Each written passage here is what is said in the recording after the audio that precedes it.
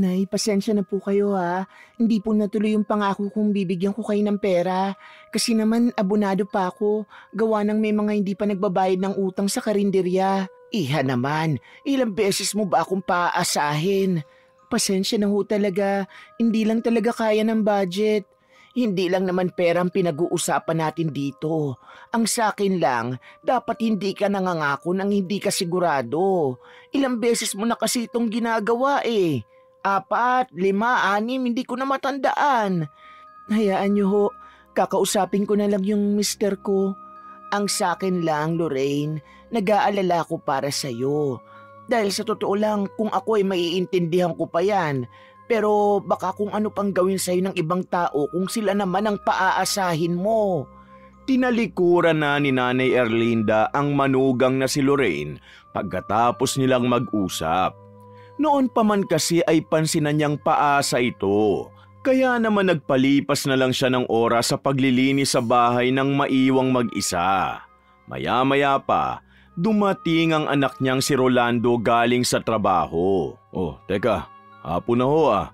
Ba't naman hanggang ngayon naglilinis pa rin kayo? May sama na naman kayo ng loob no? Paano mo naman nasabing may sama ako ng loob, anak? Kasi napapansin ko noon pa na naglilinis kayo ng bahay sa tuwing may sama kayo ng loob. Tungkol na naman po ba ito kay Lorraine? Hindi naman masama ang loob ko sa kanya, anak. Nagtatampo lang ako kasi pinaasa na naman niya ako.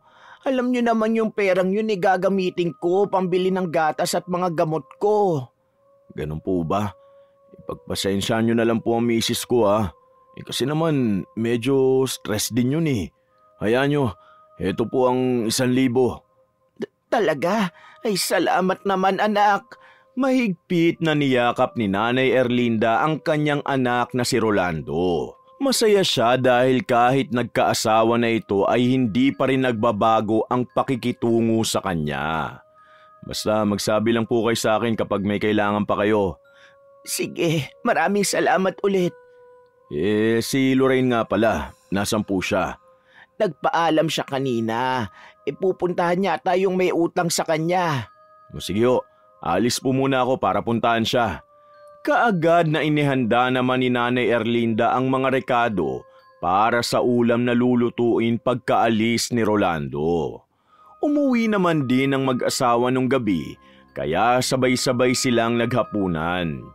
Kinabukasan, nagpasama siya kay Lorraine patungo sa health center. Ayan, okay lang ho ba kayo? Masyadong mainit. Umuwi na po tayo. O siya, mabuti pa nga.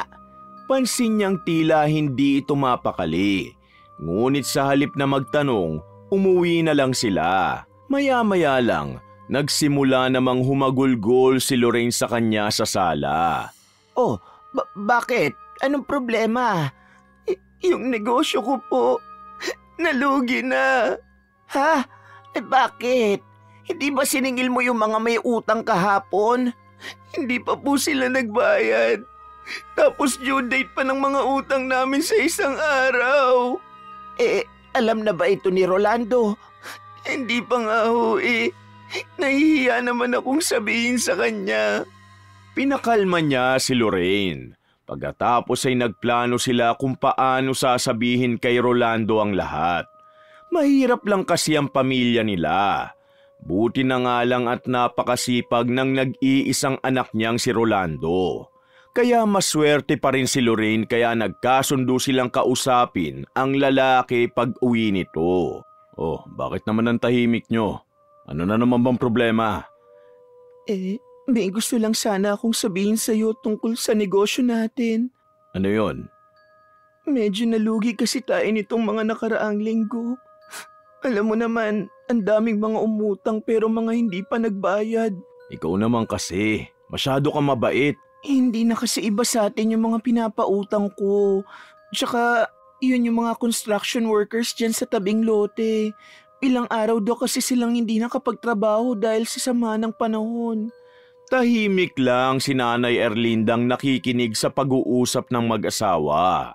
Sa huli, napagkasunduan ng dalawa na isara muna ang maliit na karinderya ni Lorraine para unahin munang bayaran ang mga pinagkakautangan upang hindi tumaas ang interes.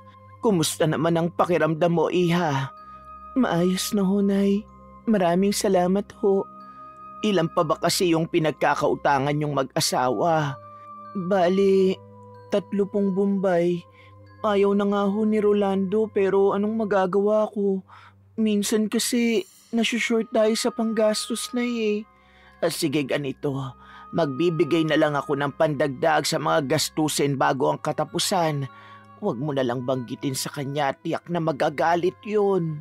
Noong gabing yun, kahit papano'y napag-usapan din nila ang mga plano sa buhay. Doon nila nalaman ni Nanay Erlinda na may nahanap ng agency ang anak sa abroad. Masaya naman siya doon. Ngunit kinabukasan, nadatnan niya sa bahay si Lorraine na inaayos ang mga pinamili nitong gamit. Nay, nandiyan na po pala kayo. Kumusta po yung pagtitinda niyo sa palengke? Ano to, Iha? Bumili ka na naman ng mga gamit na hindi naman kailangan? Mga damit ho ito. Meron din po kayong dalawa ni Rolando. Halika kayo, sukatin niyo. Ay naku naman, Iha. Dapat maging responsable ka sa pera niyong mag-asawa. Gusto ko lang naman pong gumaan ang pakiramdam ko kahit paano. Tsaka magkano lang naman yung nagastos ko para dito. Unang-una, hindi kayo mayaman, Iha. Abay maawa ka naman sa anak kong halos magkandakuba na sa katatrabaho. Natigil ang dalawa sa argumento nang biglang dumating si Rolando. Samantala, hindi naman inaasahan ni Nanay Erlinda na magsusumbong kaagad si Lorraine sa mister. Nay, kumalma po kayo. Ako ang pumayag na mamili siya ng mga gamit. Mahal, sige na. Ipasok mo na muna yan sa kwarto. Sige, salamat ulit, mahal. Anak naman, huwag mo namang sanayin ang asawa mo sa mga luho. Kapos pa nga tayo, hindi ba? Minsan na nga lang ho siya bumili ng mga bagay na gusto niya eh. Hayaan na lang ho natin yung tao. Hindi naman ganyan ang turo ko sa'yo noon ah. Anong nangyayari sa'yo? Saka dati responsable ka naman sa pera. Iba na ho kasi ngayon, Nay. May asawa na ho ako eh. At nagmamahalan kami.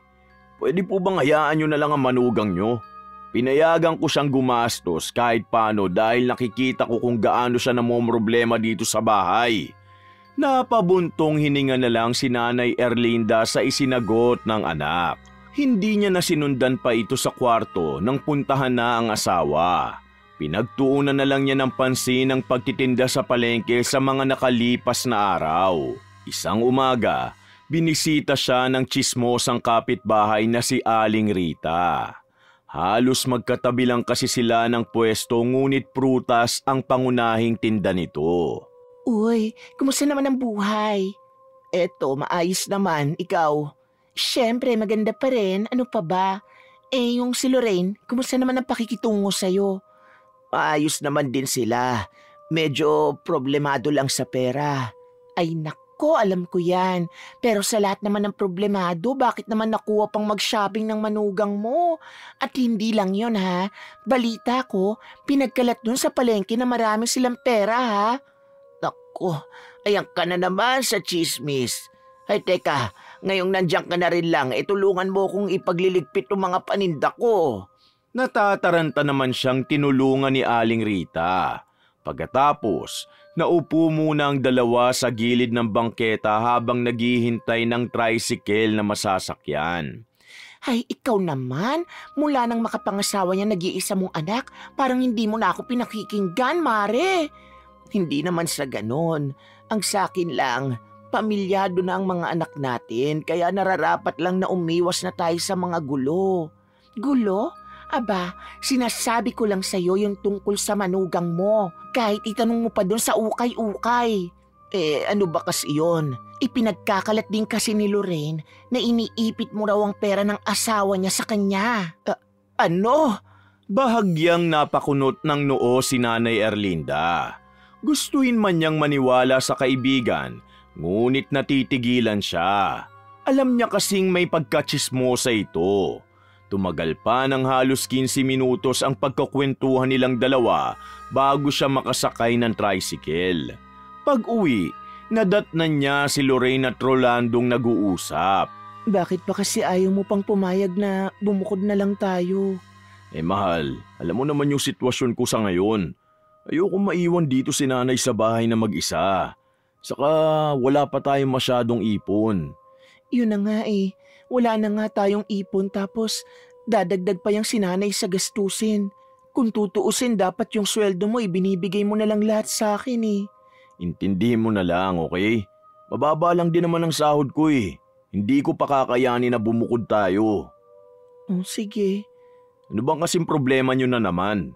Maingat na nagtago si Nanay Erlinda sa gilid ng pintuan sa halip na kumprontahin ang manugang. Naisip niyang baka makumpirma niya rito ang ibinalita ng kaibigan sa kanya.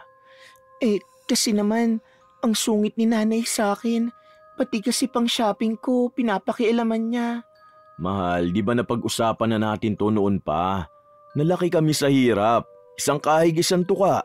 Kaya pinahahalagahan niya ang bawat sentimo. Pero mabait naman si nanay eh. Hindi ko naman sinasabi na masama siyang tao ah. Saka, ba't naman parang siya pa ang kinakampihan mo? Hindi naman sa ganoon, pero syempre nanay ko pa rin siya. Ang laki kaya ng utang na loob ko sa kanya dahil kung wala siya, syempre wala din ako. O sige ha, basta last na to. Hindi ko na talaga kaya magtimpi pa eh. Napakagat na lang ng labi si Nanay Erlinda sa mga narinig. Doon niya napagtanto na minamanipula na ng kanyang manugang si Rolando.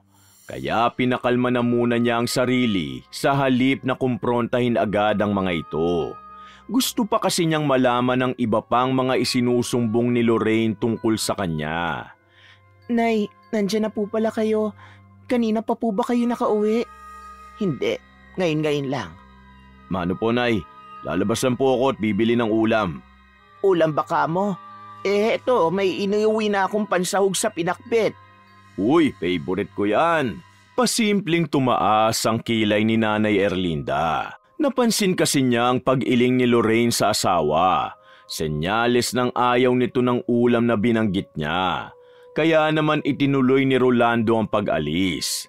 Sa kabilang banda, nagpatulong naman siya kaagad sa manugang na maghiwa ng mga gulay para pikunin ito. Ganito po bang paghiwa niyan? Kapalan mo naman, iha. Ikaw naman, kailangan pa bang sabihin sa'yo na kapalan? Di ba gawain mo naman na yan? Ano pong ibig niyo sabihin? Ibig kong sabihin, meron kang karinderya. Kaya dapat alam mo na kung paano hiwain ang mga rekado. Sensya na po. Wala po kasi akong tindang pinakbet. Ayoko po kasi ng malansa.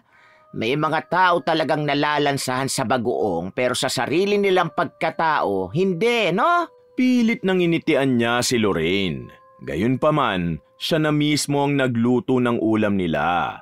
Sa higit 3 buwan na pakikisama ng manugang sa kanya, ngayon lang napansin ni Nanay Erlinda ang pagiging maarte nito. Kaya dumiretso na siya sa kwarto pagkatapos kumain. Ayaw niya kasing makita ang babae. Kinaumagahan, saktong paggising niya ay narinig niya si Aling Rita na sumisigaw sa labas. Ano po ba yun, Aling Rita? Kaya aga-aga nang bubulahaw kayo. Nandyan ba ang nanay mo? Nandito ho pero natutulog pa. Nandito na ako, Rita. Ano bang kailangan mo? Magtitinda ka ba ngayong araw? Halika, sabay na tayong pumunta dun sa palengke. Mamaya pa sana pero sige, hintay mo ko. Kung gusto mo naman, pumasok ka na dito sa loob. Tumanggi si Aling Rita. Kaya nagmadali na lang mag-ayos ng sarili si Nanay Erlinda. Ngunit bago pa man siya makalabas, pinigilan siya ni Rolando. Nay, magtitinda ho kayo ng ganitong oras? Ang aga pa ho, tapos uuwi kayo ng 6:00 ng hapon? Huwag mo nga akong pakialaman. Noon pa ako nagtitinda. Alam ko may tampo pa rin kayo sa akin. Pero sana maintindihan niyo ako. Oo, naiintindihan ko naman. Intrimitida ako sa buhay nyo. Kaya pwede ba? Huwag na ho kayo magtinda. Di ba may rayuma kayo? Saka nabanggit sa akin ni Lorraine na hindi mo naman daw nagastos yung perang inabot ko sa'yo eh. Oo na. Tinalikuran na lang niya ang anak. Hindi na niya pinakinggan pa ang mga sasabihin nito. Sa halip, lumabas pa rin siya at sabay silang nagtungo ni Aling Rita sa palengke. Ba't naman nakabusangot ang mukha mo? Ang aga-aga baka malasing ka niyan. Wala naman. Iniisip ko lang yung mga sinabi mo kahapon. Ang alin? Yung tungkol sa tsismis na manugang mo? Oo. Siya nga pala. Bakit ba nandito ka? Di mo bantayan ang tindahan mo at baka masalisihan ka dyan. Ano ka ba? Nakikita ko naman dito. Gusto lang talaga kitang samahan. Sa hindi inaasahan, biglang natahimik ang dalawa nang dumating si Mang Natoy, ang hinihinalang lalaking may kaalaman sa pangkukulam sa kanilang lugar. Maski si Aling Rita ay pasimpleng bumalik sa sariling tindahan upang iwasan ang lalaki. Ang gaganda naman ng mga repolyo mo, Erlinda. Magkano isa? 300 na lang. Sige, yan na lang. Nga pala, kausapin mo yung manugang mo ha. At kung ano-anong naririnig kong usapan sa palengke tungkol sa'yo. Pilit nang umiti na lang si Nanay Erlinda saka tumango. Samantala, lumapit na lang sa kanya si Aling Rita nang makaalis na ang lalaki. Kakatakot naman. Ano bang ginawa niya sa'yo? May kinuha ba siyang gamit mo? Diyos ko, baka kulamin ka niyan. Shh! Kumalma ka. Baka may makarinig sa atin. Kahilig mo talagang magpapaniwala dyan sa mga kwentong barbero ibig sabihin hindi ka naniniwala sa akin? Aba, delikado si Mang Natoy, no? Dahil tignan mo, sobrang tahimik. Parang ang takot siya sa tao Magtigil ka nga. Pwede ba? Kung tama nga ang hinala niyong mangkukulam yan, di sana matagal na siyang patay, no? Doon ka na nga muna. Nakasimangot na ipinag-cross ni Nanay Erlinda ang mga braso. Ngunit hindi pa rin tumigil sa pagkukwento si Aling Rita. Maniwala ka sa akin. Ang dami na daw kayang nabiktima niyan. Nako, yan ang ayoko sa'yo Nag-iisip ka agad ng masama sa tao. Malay mo naman na misteryosong tao lang talaga si Mang Natoy. Hindi Huwag ka nagsasalita ng ganyan lalo pat wala kang ebidensya, Rita. Buong maghapon ay hindi na kinausap ni Nanay Erlinda ang kaibigan. Kahit pamatalik na magkaibigan sila noon pa, ayaw pa rin niyang ugali nitong manghusga ng iba. Sa halip na kausapin ito, dumiretso na lang siyang umuwi. Samantala, nadatnan niya ang mag-asawa na nagluluto sa kusina. Nakangiti namang sumalubong sa kanya si Rolando. Nandiyan na po pala kayo. 7:00 na po Ba't ngayon lang kayo umuwi? Pagod ako. Sakto, nagluto po si Lorraine ng paborito niyong sinigang na baboy. Sabay-sabay na po tayong kumain. Hindi pa naman ako nagugutom. Kaya mauna na kayo. Salamat na lang. Lumakad siya papasok ng kwarto. Ngunit hindi niya inaasahan na susundan siya ni Rolando. Sa kabilang banda, mahigpit siyang niyakap nito at saka hinalikan sa pisngi.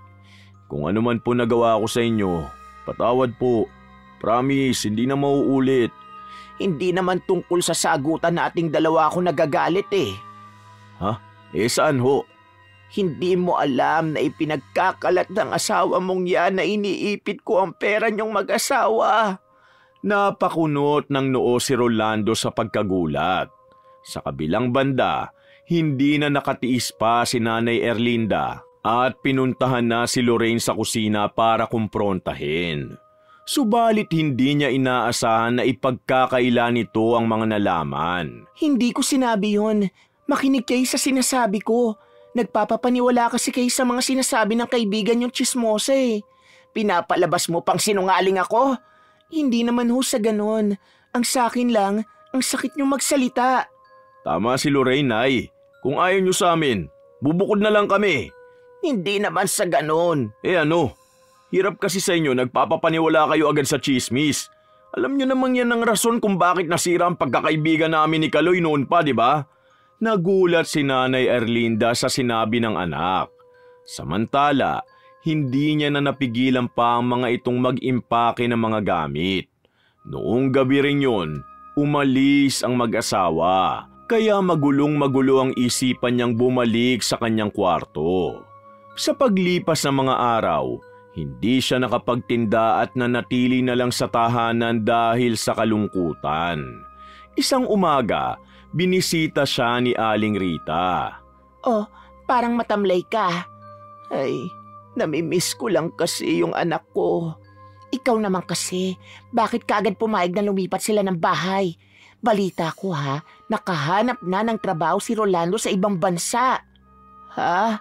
Nanlaki ang mga mata ni Aling Rita sa nakitang reaksyon niya. Kaya napag-usapan nilang dalawa ang tungkol sa mag-asawa. Umiyak siya rito dahil sa sama ng loob sa anak at sa asawa nito. Sinasabi naman talaga ni Lorraine yung sa ibang tao Tsaka, bakit ba hindi mo na nagtanong si Rolando at naniwala na lang basta? Ako, hindi ko na alam. Minamanipula kasi ng babaeng yun ng anak ko.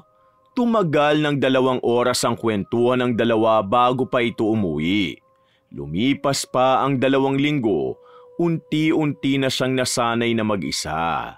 Hanggang sa isang araw, bumisita sina Lorraine at Rolando sa kanya upang humingi ng tawad.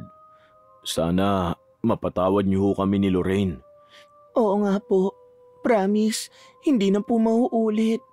Ang sakit ng ginawa niyo sa akin. Lalo ka na, Lorraine. Nay, naiintindihan po namin kayo.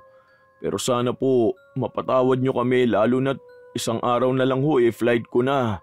Hindi rin naman nakatiis si Nanay Erlinda kay Rolando. Hindi niya rin kasi maipagkakaila sa sarili na nangungulila na siya sa anak. Sa huli, napapayag siya ng mga ito na tumira sa apartment na tinutuluyan nila sa kabilang bayan. Isa pa, pumayag na rin siya sa kagustuhan ni Rolando na itigil na ang pagtitinda sa palengke. Ayan, ibaba nyo na lang dyan ang mga gamit nyo. Ako na lang mamaya mag-aayos ng mga yan sa magiging kwarto nyo. Salamat. Si Lorraine ang kasakasama niya sa bahay nang makaalis si Rolando. Maayos naman ang pakikitungo nito sa kanya, ngunit pansin niya ang pagka-strikto nito. Paminsan kasi, pinagdadamutan siya nito ng pagkain. Isang araw, tumawag si Rolando para kausapin silang dalawa. Nay, nagpapadala po ako ngayong araw. Ano po bang gusto nyo? Wala naman, anak. Ganun? Sige po. Kumusta po kayo? Maayos naman kami dito, mahal. Nanatili na lang siyang tahimik nang biglang bawiin ni Lorraine ang cellphone at pumasok sa kwarto. Nung araw na yun, inabutan siya ng manugang ng pera na ipinabibigay daw ni Rolando. Sa paglipas ng panahon, hindi na niya nakausap ang muli ang anak. Paminsan ay kinukumusta siya nito ngunit ramdam niya ang panlalamig sa kanya ng uniko iho. Isang umaga, nagtalo silang dalawa ni Lorraine. Ano ba yan? Ang kalat-kalat dito. Diyos ko, wala man lang pusang maglinis. Naku, pasensya na. Nirarayuman na naman kasi ako kaya hindi ako makakilos na maayos Yan, puro na lang yan ang dahilan nyo. Aba, hindi nyo ba alam na naghihirap si Rolando sa ibang bansa? Alam ko. Totoo naman ang sinasabi ko. Tsaka pwede ba? Wala kang respeto sa akin Meron naman ho. Ang sakin lang, sana naman tumutulong man lang kay sakin na maglinis, di ba? Sa halip na makipagtalo, tinalikuran na lang niya ang manugang. Ilang araw niya itong hindi kinausap. Hanggang sa isang hapon, palihim na bumisita si Aling Rita sa kanilang bahay nang umalis si Lorraine. Ano ba yon? Bakit ka nagmamadali? May umahabol ba sa'yo? Wala naman, pero may mahalagang bagay lang akong sasabihin sa'yo. Diyos ko, buti na lang talaga at nalaman ko kung saan ka na nakatira ngayon. Ano ba yon? Eto kasing manugang mo, nakita ko nung minsan nakasama yung dating best friend ni Rolando. Si Kaloy? Oo, nakauwi na pala yun galing Maynila, no? Naku, baka mamaya kabit na ni Lorraine yan, O sige, mauna na ako at baka dumating pa yung manugang mo. Nagtataka si Nanay Erlinda, ngunit nanatili siyang tahimik. Kahit pa gusto niyang sabihin ito kay Rolando ay pinigilan niya muna ang sarili. Hanggang isang beses, tumawag ito para ibalita sa kanila na nawalan ito ng trabaho. Nalugi raw kasi ang kumpanyang pinagtatrabahuhan nito. Paano na ang gagawin natin ito? Siguro, babalik na lang muna ako sa pagtitinda. Mabuti pa nga ho. Ito kasing si Rolando Ay, wag mong sisihin ang anak ko. Wala naman siyang ginawa eh. Hindi naman ho sa ganun, Nay. Sa katunayan, matagal ko na siyang sinabihan na mag-apply sa iba mula nang magkaroon ng problema doon sa pinapasukan niya. Bahagyang nanlaki ang mga mata ni Nanay Erlinda. Hindi niya kasi yun alam. Gayunpaman, pinilit niyang pakalmahin ang sarili. Ganun ba? Oho, makulit kasi ang anak niyo at hindi nakikinig sa akin.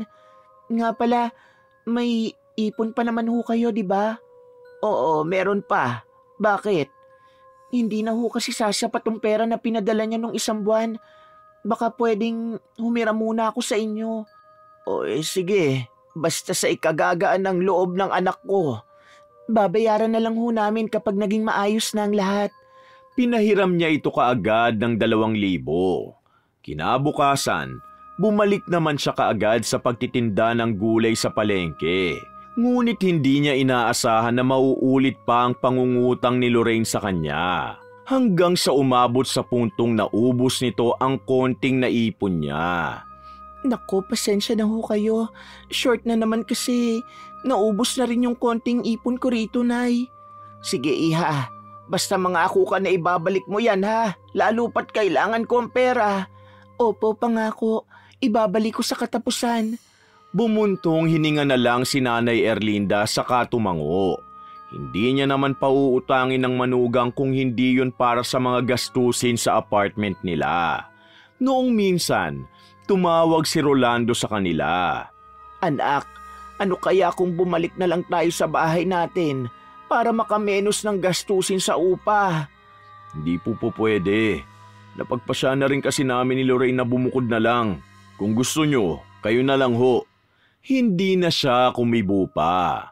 Kinabukasan, mas itinuon na lang niya ang pansin sa pagtitinda. Kung ikaw ba naman kasi, bakit hindi mo na lang hayaan na mag-asawang yan? Anong ibig mo sabihin? Iwan mo sila sa bahay na yan. Kung pwede nga lang eh. Kaya lang nag-aalala ako kay Rolando. Baka mabaliw yun sa kakaisip sa problema sa pera. Wala kasing kwenta yung manugang mo eh. Lumipas ang 2 buwan, halos kalahati pa lang ang nababayaran ni Lorraine sa kanya. Gayunpaman, masaya siya dahil kahit papano'y nakakarao sila sa mga gastusin. Ngunit napansin niyang gabi-gabing umaalis si Lorraine para raw magtrabaho. Sa kabilang banda, wala sa pag-aakala niyang bibisita ang matalik na kaibigan noon ni Rolando sa kanyang tindahan. Kaloy, aba, buti naman at nandito ka. Long time no see Si Lando po, kumusta na? Maayos naman siya. Nga pala, ano palang ginagawa mo rito? Bibili ka ba ng gulay? Hindi ho. Pakibigay na lang itong bulaklak kay Lorraine saka mga tsokolate. Bahagyang tumaas ang kilay niya sa narinig. Nagkatinginan din sila ni Aling Rita. Ngunit kinuha pa rin niya ang iniaabot ni Kaloy. Salamat, pero itong bulaklak, para ito kay Lorraine. Para na rin po kay Lando, bilang paghingi po ng tawad sa pagkakalabuan namin noon. Sige po, mauna na po ako . Nagkatinginan silang dalawa ni Aling Rita. Pinagmasdan na lang ng magkaibigan na makaalis si Kaloy. Sa puntong yun, nagpasya na siyang imbestigahan ng manugang. Palihim niya itong hinihintay tuwing gabi. Sa tuwing uuwi ang manugang, nakikita niya ang mga bitbit nitong mga pinamiling gamit. 12:00 na ng gabi . Nako, pasensya na po. Nalate ako ng uwi dahil... Ano ba talagang trabaho mo? Aba, di mo kasi sinasabi sa akin eh. Nagtitinda po ng mga damit sa isang store. Night shift po kasi ako eh.